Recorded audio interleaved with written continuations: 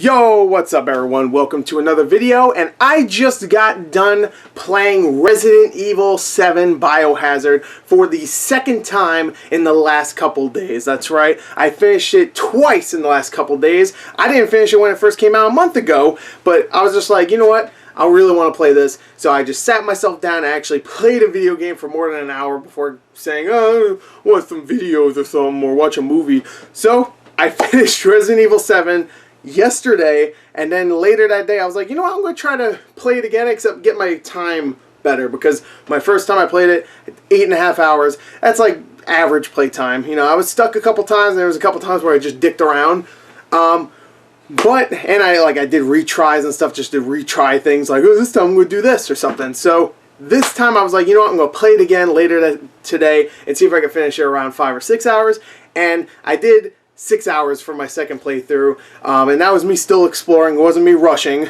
So if everybody's like, oh, you probably rushed, nope, I still went to go get every weapon that I have to. I wasn't doing a speed run. I wasn't trying to get that achievement for play under 4 hours. I was still taking my time and having a lot of fun with it, and I shaved off like 2.5 hours in the process, which is pretty dope. I think I did pretty good. So why am I making this video? I mean, it's been a month already. I've said countless times on Twitter. Hell, we even did a playthrough of it where my friend Casey played through the entire game. So technically, I mean, I didn't play through it the first time, but I've seen this game played through 3 times, twice by myself and one with my friends.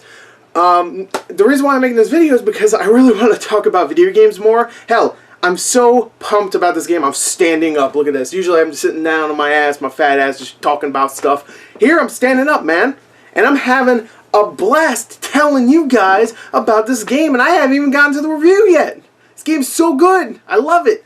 This game really does take it back to the roots of Resident Evil, okay? Especially if you compare this to the first game. This game is so similar, especially in setting and level design and backtracking and doing all these different puzzles where you have to gather 3 things to open a door or something like that. It's so similar, okay? Now this game, don't expect to see many zombies. Like, you're not going to be fighting like classic zombies. You'll be fighting these black, like, molded creatures. I actually called them molded, which used to be humans but are now infected, so they're kind of zombies. Little crawler dudes that are kind of like the lickers.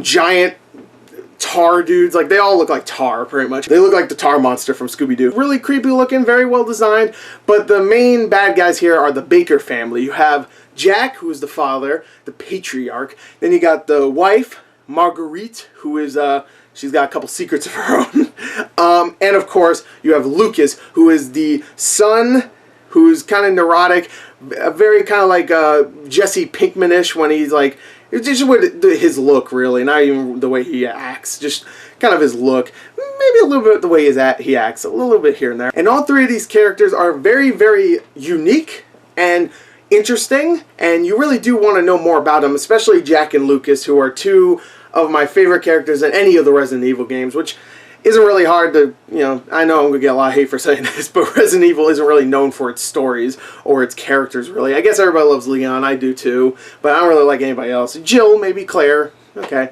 that's 3, I guess that's okay, but for a series that's going on for like, I mean, I know we're up to 7, but really there's been like 20-something games, you know?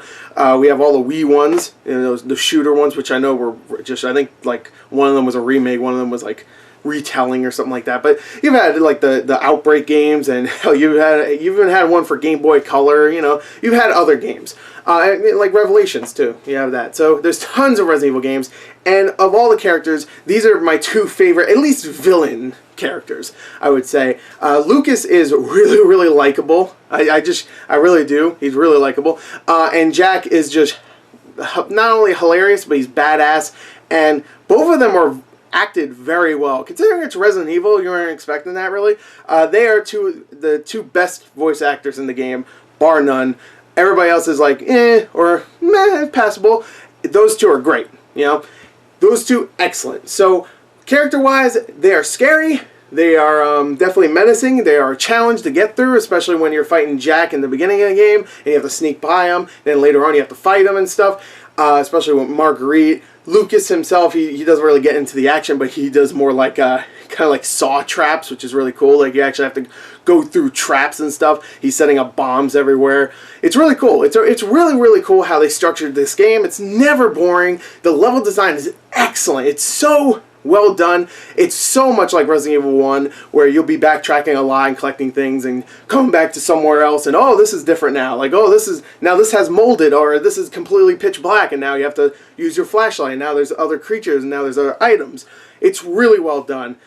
I love this game. I really do. It's an excellent game, and what really helps is that it's the most playable Resident Evil game when it comes to gameplay.